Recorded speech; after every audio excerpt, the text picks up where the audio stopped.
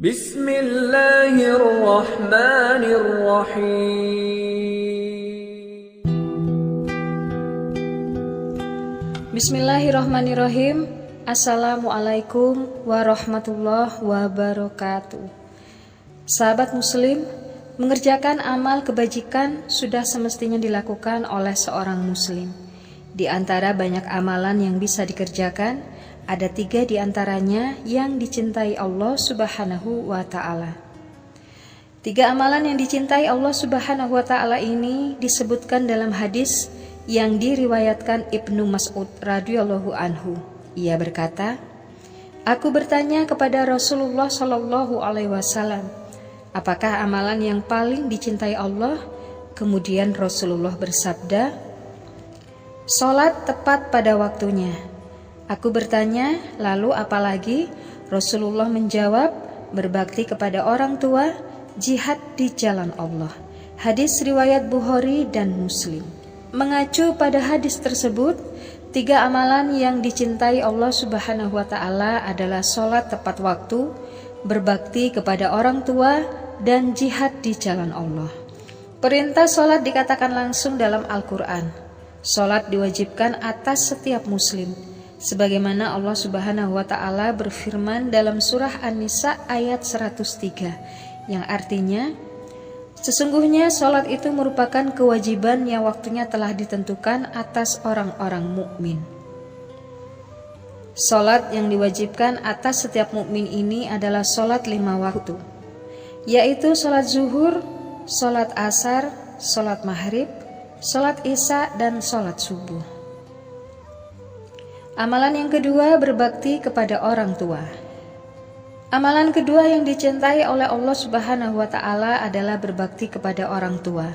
Masih mengacu sumber sebelumnya, ada sebuah riwayat dari Ibnu Umar yang menceritakan seseorang datang menghadap Nabi Shallallahu alaihi wasallam dan meminta izin kepada beliau untuk berperang.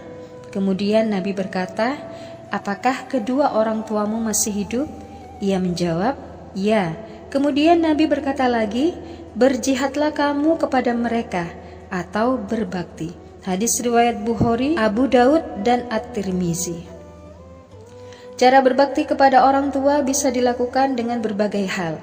Salah satunya sebagaimana disebutkan dalam surah Al-Isra ayat 23, yang artinya, "Tuhanmu telah memerintahkan agar kamu jangan menyembah selain Dia, dan hendaklah berbuat baik kepada ibu bapak. Jika salah seorang di antara keduanya atau kedua-duanya sampai berusia lanjut dalam pemeliharaanmu, maka sekali-kali janganlah engkau mengatakan kepada keduanya perkataan 'ah', dan janganlah engkau membentak keduanya, serta ucapkanlah kepada keduanya perkataan yang baik." Amalan yang ketiga yaitu jihad di jalan Allah. Amalan yang dicintai Allah Subhanahu wa ta'ala lainnya adalah jihad di jalan Allah. Beberapa ulama menyebutkan sejumlah alasan mengapa jihad tidak tertandingi.